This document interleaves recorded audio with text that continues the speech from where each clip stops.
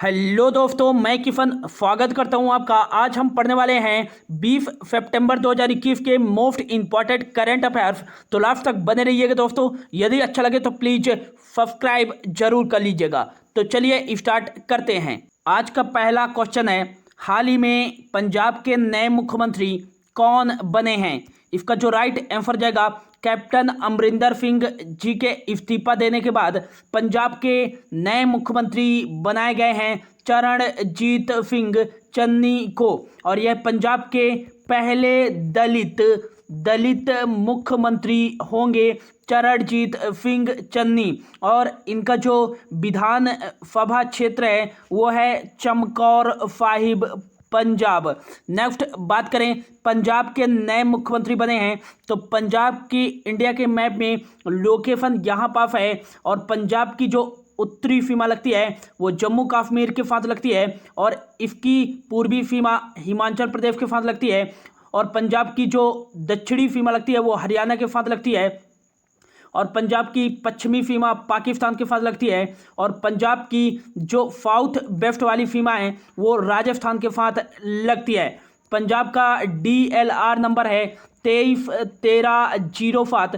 23 district है, 13 जो है लोकसभा की सीटें और 7 राज्यसभा की सीटें हैं। और विधान मंडल जो है यहाँ का वो है एक फदनी, केवल विधानसभा की सीटें हैं। और विधानसभा की कितने सीटें हैं? 117 सीटें हैं। अब पंजाब के मुख्यमंत्री कौन होंगे?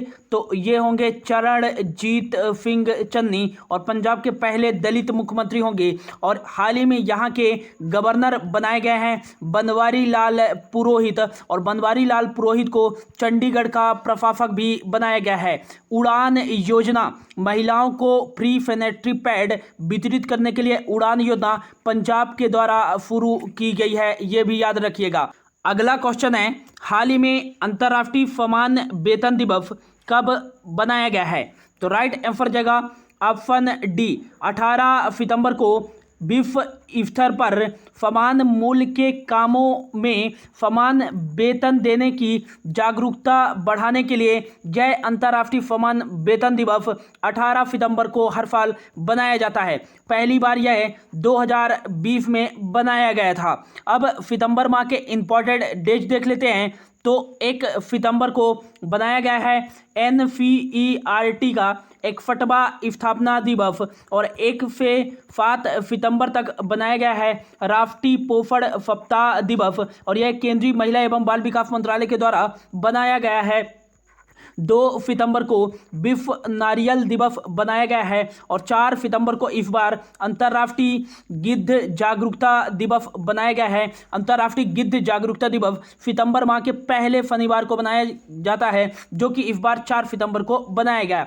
5 सितंबर को राष्ट्रीय शिक्षक दिवस, और 5 सितंबर को ही अंतर्राष्ट्रीय चैरिटी दिवस बनाया गया है। और 8 सितंबर को अंतर्राष्ट्रीय साक्षरता दिवस बनाया गया है 8 सितंबर को। 9 सितंबर को हिमालय दिवस और तेलंगाना भाषा दिवस, और 9 सितंबर को ही विश्व इलेक्ट्रिक व्हीकल दिवस बनाया गया है। 10 सितंबर को विश्व आत्महत्या रोकथाम दिवस बनाया गया है। 11 सितंबर को राष्ट्रीय वन शहीद दिवस और तमिलनाडु राज्य सरकार के द्वारा महाकवि दिवस और विश्व प्राथमिक स्वास्थ्य उपचार दिवस 11 सितंबर को बनाया गया है। 14 सितंबर को राष्ट्रीय हिंदी दिवस बनाया गया है, और 15 सितंबर को बनाया जाता है राष्ट्रीय अभियंता दिवस, नेशनल इंजीनियरिंग डेज। और विश्व लिम्फोमा जागरूकता दिवस ये भी 15 सितंबर को बनाया जाता है, और 15 सितंबर को ही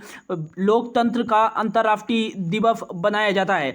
16 सितंबर को बनाया गया है विश्व ओजोन परत या ओजोन संरक्षण दिवस।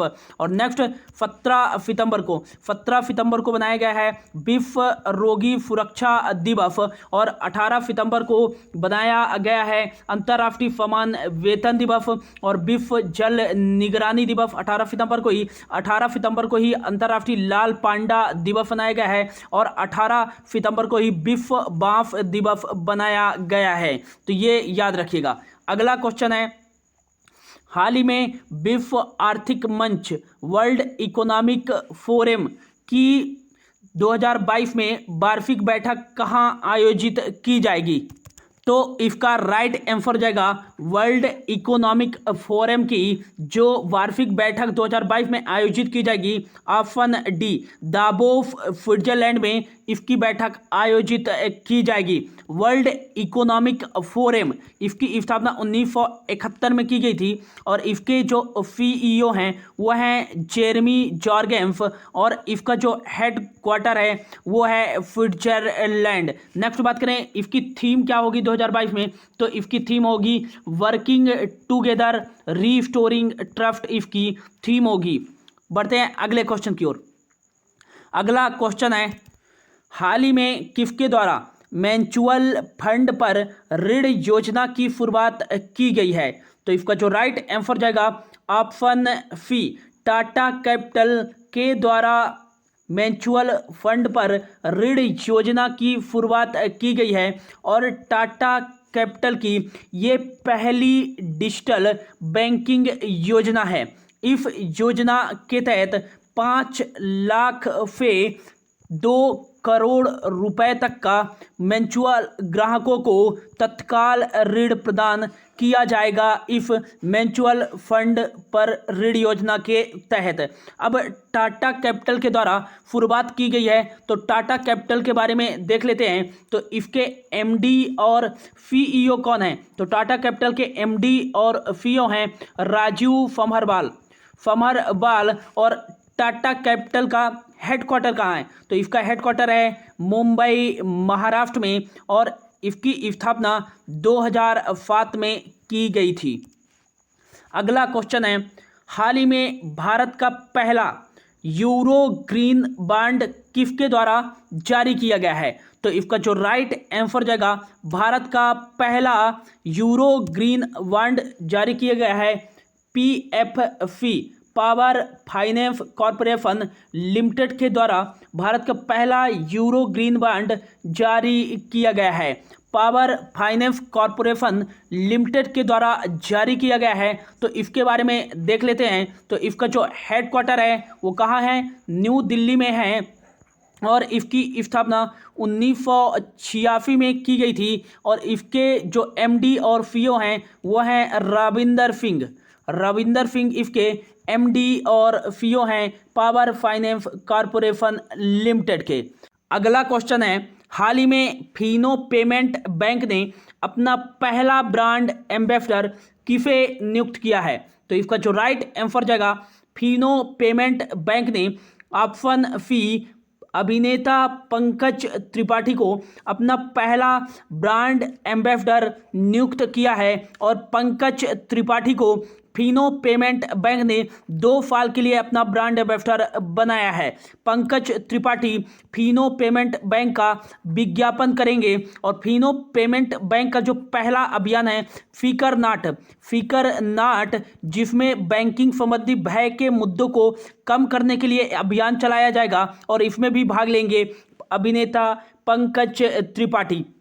अब फिनो पेमेंट बैंक का ब्रांड एम्बेसडर पंकज त्रिपाठी को नियुक्त किया गया है। तो फिनो पेमेंट के बारे में देख लेते हैं। तो फिनो पेमेंट बैंक की स्थापना 2017 में की गई थी और इसका जो हेडक्वार्टर है वो है नवी मुंबई महाराष्ट्र में और इसके एमडी और सीईओ हैं ऋषि गुप्ता इसके एमडी और सीईओ हैं और इसकी टैगलाइन क्या है? तो फिनो पेमेंट बैंक की टैगलाइन है कदर आपकी मेहनत हमारी, इसकी टैगलाइन है। नेक्स्ट याद रखेगा कि मीराबाई चानू को एमवे इंडिया का ब्रांड एम्बेसडर बनाया गया है। पी फ्रीजेफ को केरल में साहित्यिक पर्यटन के लिए ब्रांड एम्बेसडर बनाया गया है और नीरज चोपड़ा को आरबीआई ने साइबर धोखाधड़ी के बारे में जागरूकता फैलाने के लिए नियुक्त किया है नीरज चोपड़ा को। अगला क्वेश्चन है, हाल ही में मनोरमा महापात्र का निधन हो गया है, वह कौन थी? तो इसका जो राइट आंसर जाएगा ऑप्शन बी, उड़िया साहित्यकार थी मनोरमा महापात्र जिनका हाल ही में निधन हो गया है। नेक्स्ट क्वेश्चन है, हाल ही में 2021 international young eco hero award के रूप में किसे नामित किया गया है? तो इसका जो राइट आंसर जगह मुंबई के 12 वर्ष के पर्यावरण कार्यकर्ता आयान फंकटा को 2021 के इंटरनेशनल यंग हीरो अवार्ड से नामित किया गया है। और ये 12 वर्ष के हैं मात्र, और ये पर्यावरण कार्यकर्ता हैं आयान फंकटा। नेक्स्ट क्वेश्चन है, हाल ही में भवानी राय का निधन हो गया है, वह कौन थे? तो हाल ही में भवानी राय का जो निधन हो गया है वह थे ऑप्शन बी, फुटबॉलर थे। और फुटबॉल से याद रखिएगा कि फुटबॉल से संबंधित एक ट्रॉफी काफ़ी पूछी जाती है, संतोष ट्रॉफी। किस खेल से संबंधित है? तो ये फुटबॉल से ही संबंधित है। रोबर्फ कप भी किससे संबंधित है? फुटबॉल से ही संबंधित है। तो ये था दोस्तों आज का करंट अफेयर्स। होप आपको अच्छा लगा होगा। यदि अच्छा लगा हो तो please like, share and subscribe जरूर कर लें।